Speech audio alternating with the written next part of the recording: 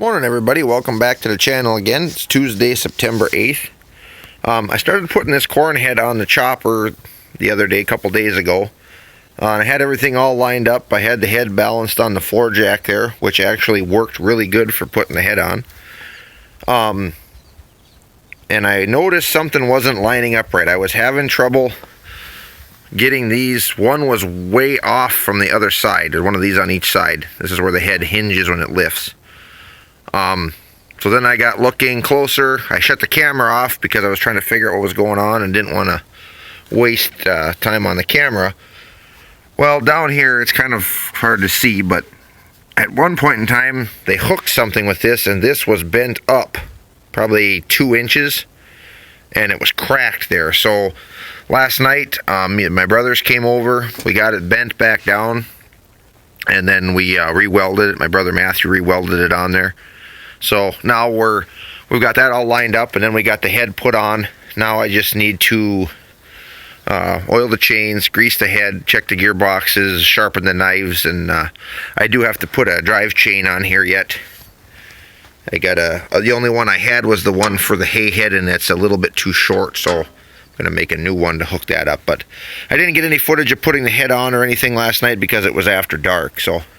But we did get it on there, and it seemed to fit good after we got that fixed. So yeah, we got the sledgehammer up there. We had to do a little persuading on this to get it bent back down. We had a big bar in here pulling on it, and then had to hit it because it was really stiff. But we got it bent back down good. So anyway, that's what I'm going to do now. So.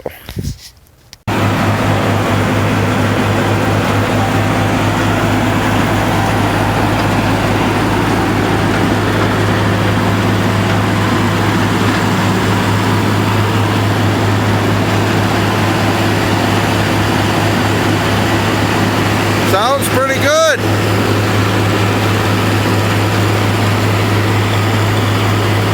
Everybody, we're here down by the garage at the chopper here. Got it all going yesterday. Head works good, sounded good. I got the knives sharpened. They were, I don't know if the previous owner sharpened them with an angle grinder or never sharpened them at all or what, but they had a real high heel on them, so it took me forever to get them cut down to true, and they seem pretty good now. So I got an edge on them, cutter bar adjusted up. I did have to, I'm not going to open it up again now, but inside here where the knives are, I can show you probably at a different time. There's tracks along the side walls, where if you put a recutter screen in there, that's what that sits against. They had rust behind them in some places, and it was bulged out, and then it would, the sides of the knives were hitting. So I pulled those tracks out, cleaned that all out, put them back in, and that seems to be good. I found a couple more grease fittings that I need to grease while I was doing some other stuff there, and then that should be ready. I'm actually going to go out hopefully this morning and green chop a little bit for the cows. And then the wagons, we'll go over here, I'll show you the wagons. My brother got a couple of them ready. I just got to check the gearboxes. Our third wagon, I don't know, I got to fix, we had an issue with that, I'll show you. And then I got to go over, neighbor's got he's got a big drill for raising the silo unloaders. So I'll get them probably folded up today so we can get them raised. And that silo up in the pasture there has already got the blower hooked to it. I just got to grease it and oil it. And what I like to do, I've got another blower I'll put by the silo by the barn. That way when that silo's full, I can start on that one.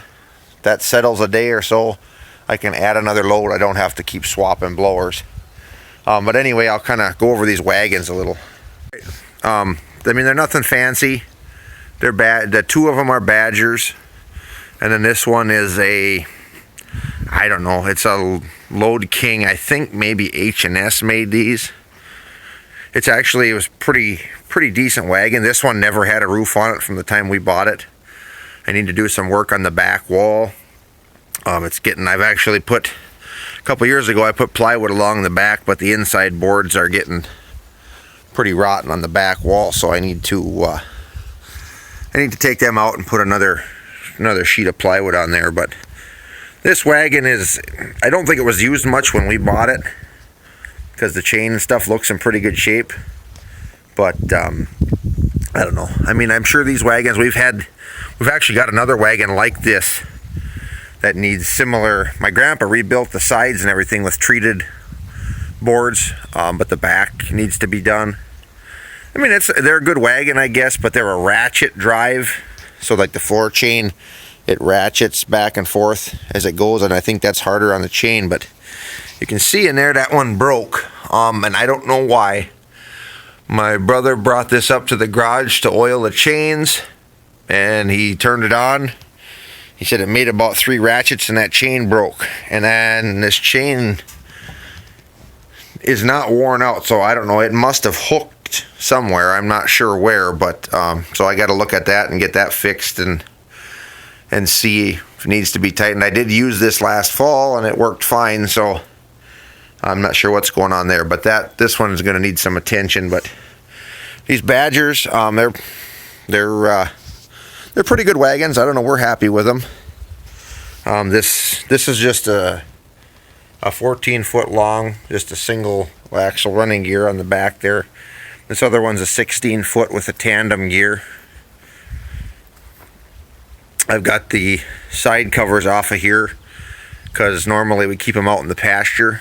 We store them out there, and the cows will always knock those covers off and step on them, so that's why they're not on there. But anyway, and then the roofs on these, you'll probably notice on these 2 Badgers, I need to get new tin on them. They're slid back, some of the pieces are mashed up. What originally happened there was we used to have a 2-row pull type New Idea corn picker, and we had an attachment for high moisture corn. You took the husking bed off and you had a grinder attachment for it. In order to use that on, we just blew it into these wagons. It had an auger that came out, so the roof was too far forward. So we slid the roof support back and slid the tin back. Well, it never got moved back into place, and the tin just was loose and moved around, and pretty soon it got hooked on stuff and just made a mess out of it. So I don't know, that's just how they've been. I need to get new tin on them and move that support. We don't have that thing anymore, so I wouldn't be using it on here, so I need to move that support forward and put new tin on it. But for now, I got to slide that sheet back and cut that one off that's bent. And I think their tin was probably getting a little rusty anyway, so they probably should have new tin anyhow. But that's why the roofs are so messed up on there. It kind of looks rough, but that's the story behind that. So like I said, that's our wagons. So now I'm gonna go finish greasing that chopper and see if we can try that out and make sure that's working before we go full bore here. Came out here to the dry cow heifer pasture here, checking on, see if anybody was in heat or anything, and thought I'd stop. This is one of them bales of that oat hay we baled. Actually, it smells really good. Cows seem to like it. It probably doesn't look quite as good in the camera as it does up close, but yeah, it smells good and looks good. So that's nice for some extra feed there. Just came out here in the pasture to get the feeder wagon over there, so I can green chop a little for the cows. I'm not going to do too much today, just because I want to start them out slow. If you take that out and fill it up full of corn, green corn, and first stuff they've had, it's like sitting down and eating a big tub of cookie dough all at once. You'll regret it later. So I'm just going to chop a little bit now, make sure the chopper's working, and get them started out on that. So the boys are here now cleaning out the wagon. There was a little bit of old feed in there from previous, so once we get that done, we'll go try it out. We went up and tried it, and I sheared a pin on the head, plugged up a little bit there, and I see I got a gathering chain here that has kind of jumped time, so I got to pull this apart and figure out what happened there. Good morning, everybody. It's about 9 o'clock in the morning, Friday, September 11th today. It's hard to believe it's been 19 years since those attacks happened. And I just thought I'd take a minute. I'm sure everybody remembers what they were doing that day.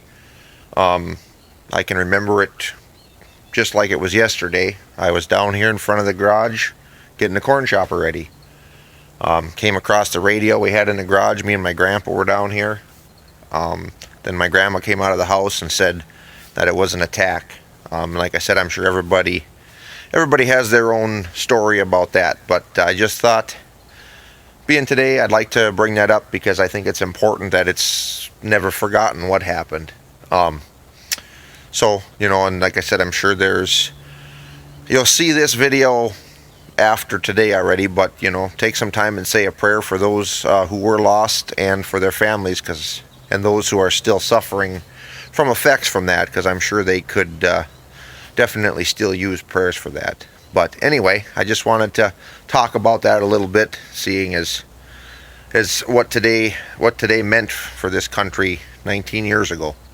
Anyway, we're still working on the chopper here. I got those gathering chains untangled, and then I was able to. A friend of mine had I don't have an owner's manual for the head. I have one for the chopper, but not for the corn head. But he had one, so excuse the sun there. He had one for this 822 head. So I got that from him this morning to see how to time the chains, because I had no idea how to time them, and also how to get the correct spring tension on the tensioners there. I think that was part of my issue, was that I had those maybe too loose. And they are a little bit out of time too, but I'll turn this around here. So you can see here, they're closer here than they are here. And what the book says, if you have to move them a long ways, you can jump the chain one cog here. I did try doing that, but it's too much. So then it says to take the nut off here. There's finer splines under here, and then you can move it. Finer adjustment. So I'm just going to have to, the way it looks, move the outside chains, because they also have to be timed in here, and they look pretty good here, so I don't think I have to mess with that one. This one is still, I had to loosen these all the way up to get them untangled yesterday, so I need to get the right tension on all of them, and then go from there. Then we can get that set. So definitely pays to have a book. So I'm going to be ordering one, that's for sure. But anyway, so that's what I'm working on now. Alright, I got that adjusted. Got this side here centered nice. The other side over here is a little bit off, but I did check the book, and it allows for a 1/4 inch off a center.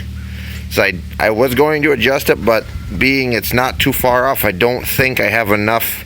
If I turn it one notch, I think it'll be too much, and it'll just be that much off the other way. So, and it wasn't too bad to adjust. I had to pull this cover, this crop guard out, and then just pulled this cotter pin, pulled the nut off, and loosened the chain, of course. And then there's fine splines in here, and then you can just lift it off and turn it. It actually came off pretty nice. So, in their time, I didn't do anything with the center chains other than I got all the tensioners adjusted like they're supposed to be, because they have to run in time in the center also, and those were good. So I didn't do anything besides tighten the chains, and I think that might have been a lot of my issue yesterday. Is I think I just had them set too loose because they're spring loaded. So anyway, I'm gonna clean up my tools here. I got one cover to put on underneath, under those, there's some bevel drive gears under there, and then we'll try it out again. Alright, got it running again. Sounds good. Looks good, so we're gonna go try it out. I got my co-pilot with.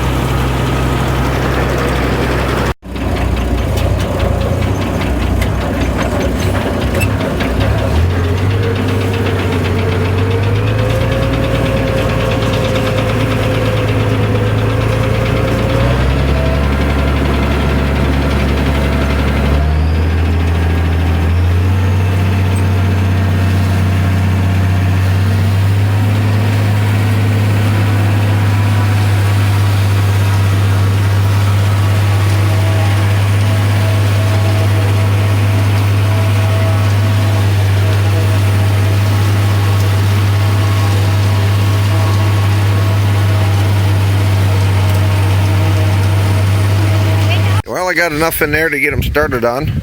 Looks like it did a nice job of chopping. Really nice.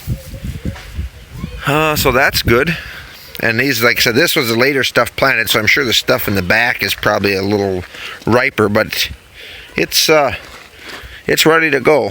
I think that stuff in the back, I mean, these ones here are still, boy, it chopped them up nice. Starting to dent, a little bit of milk in them yet, but like I said, the stuff in the back I'm sure is wetter, but I'll probably start with that little silo up there anyway, and I like it a little bit wetter in there also. So and I was having a little trouble. I don't know if you've seen, Jordan was taking a video on the head. I was having a little bit of trouble with this inside row, wanting to kind of clog up in here. Now I know our Gale used to do the same thing, and that was because I didn't have enough clearance on that one between the knife and the wheel. That had a stationary knife, and I've heard it's kind of the same thing here, so I've got to measure that out and see. But in its defense though, also it was really grassy along that outside edge, but we'll check that out a little bit. I'm guessing it's probably just an adjustment on that knife, but otherwise it seemed like it did pretty good. Alright, I got the grass cleaned out of there. I looked in the book and that said the same thing. If you're getting grass built up under there, you probably got too much clearance between these cutting wheels, but there's supposed to be shims in here. I would imagine if there isn't shims, these wheels are probably just too worn, but I'll pull off and take a shim out and see if that makes a difference. I know that Gale we had, that did the exact same thing. If you got a little bit too much space in there, it would plug with grass. But so anyway, otherwise it seemed to work good.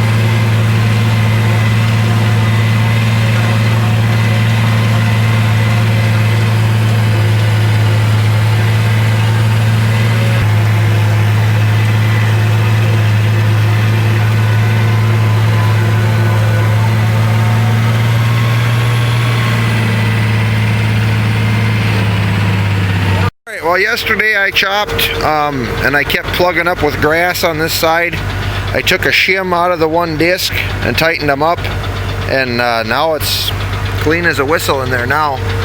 And we got rain last night, so everything is wet. I know that Gale head we had, that was also a rotary head, except that had a star wheel with a stationary knife, and that would do the same thing if it got too much gap in there. So, but it seems like it's clean now. I had one spot where there was a little corn knocked down. I thought it had plugged, but it didn't. I don't know. I must have just caught it with the tire of the tractor and ran it down and didn't notice it. But anyway, looks like it did good, especially with everything being wet. I know that Gale we had was notorious if it got wet. If that wasn't lined up, or wasn't set right tolerance, that thing would plug all the time. And it seems to be chopping nice, so that's good. We should be, I guess, going to get the silo ready now, and should be ready to start filling. This stuff is kind of on the greener side yet, but I think the stuff in the back is riper. I haven't been back there for a little while, but that was planted a few days earlier. But so anyway, it looks good. You're down at this end, there's some pretty good corn here up on top of the hill there. Right along the edge it was a little shorter, but I don't know why. Some of this spot here along this edge got really, a lot of weeds came back. I don't really know why, but I suppose more sunlight out towards the edge. But anyway, we're going to head back now and give the cows some breakfast.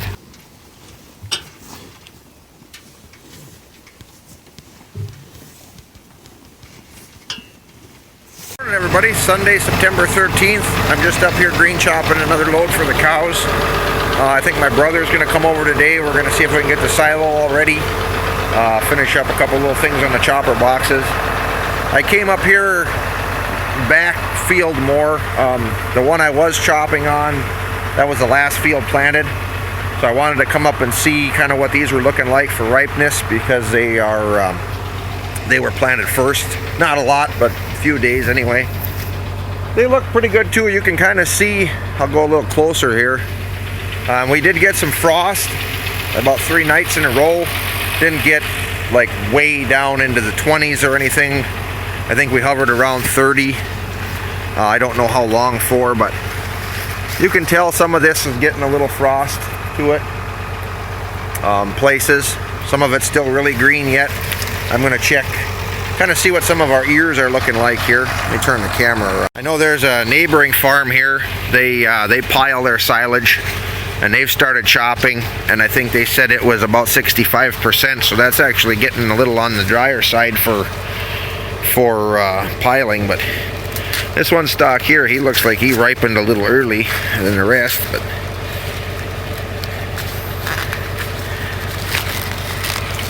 excuse my camera work here, a little shaky trying to open this. Yeah, it's not, you know, it's nice and pretty soft yet, but it's ready. It's ready, I think. This is a greener stalk here. Let's look at this ear. Nice ear on it.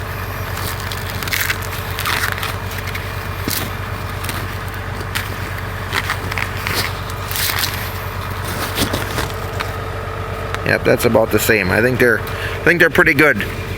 Without having a kernel processor on the chopper, which what that is basically like 2 rollers.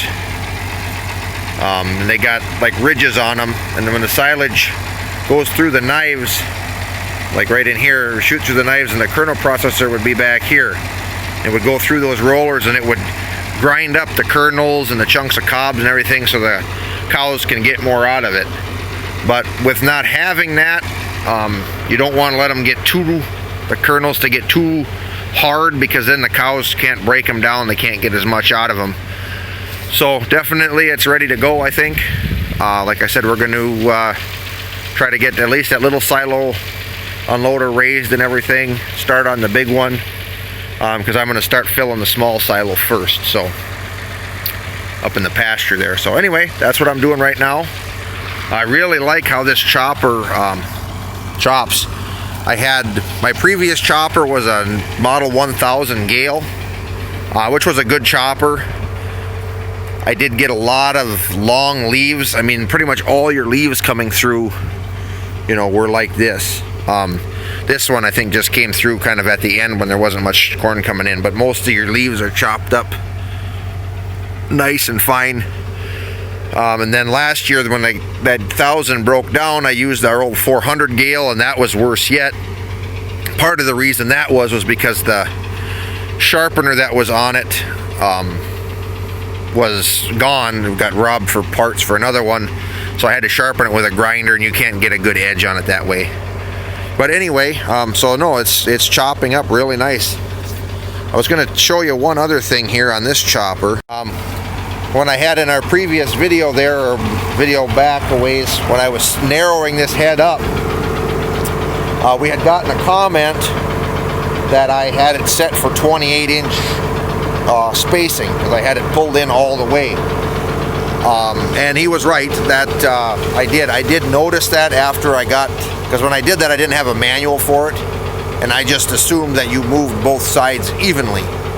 Well, once I got the manual, I noticed that to get 30-inch rows, you move one side all the way in and the other side one hole back from all the way to get 30-inch. So, you know, I'm glad that they pointed that out, and actually I really appreciate it. Got a lot of comments and suggestions on this head.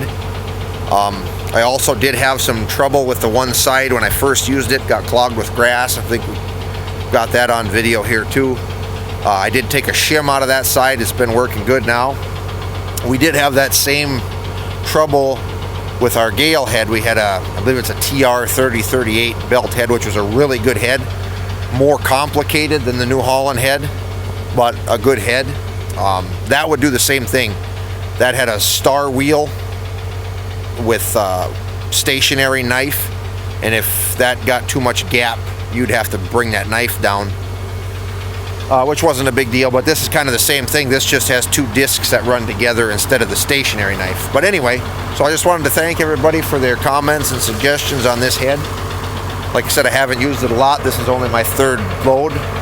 It's been working good so far, so once we get rolling, we'll put it to the test a little bit more. But anyway, I'm going to chop my way back. I was going to take some video chopping again today, but Jordan's not here to hold the camera, and I can't find my magnetic camera holder is on a piece of equipment somewhere. I don't remember where I left it, so, and it's too hard to hold this and run the controls and everything. So anyway, that's what I'm going to finish up here and get the cows some breakfast. I just came back to this field back here that borders that state land. Picked an ear here. It's not a bad ear. It filled out pretty good, but it is a lot smaller, a lot shorter. I don't know, I wasn't up in the back part, but everything down here kind of looks like it's got a little shorter ear on it. I don't really know why, because that little field that I was just in, that had pretty nice ears on it. But the only thing I can think of is when it got dry, this field probably got it a little more so. It's a little poorer soil here, probably a little less moisture held in it. I don't know, but this was down in the bottom here too, so it could be different spots that look better. It's still a nice ear, but just not quite as good as the other ones. But anyway, corn looks, that piece and this one look about the same for ripeness. They might have even been planted on the same day. I can't remember. I'd have to look back. But anyway, so that's a little crop update, and I'm going to go back and finish chopping that load.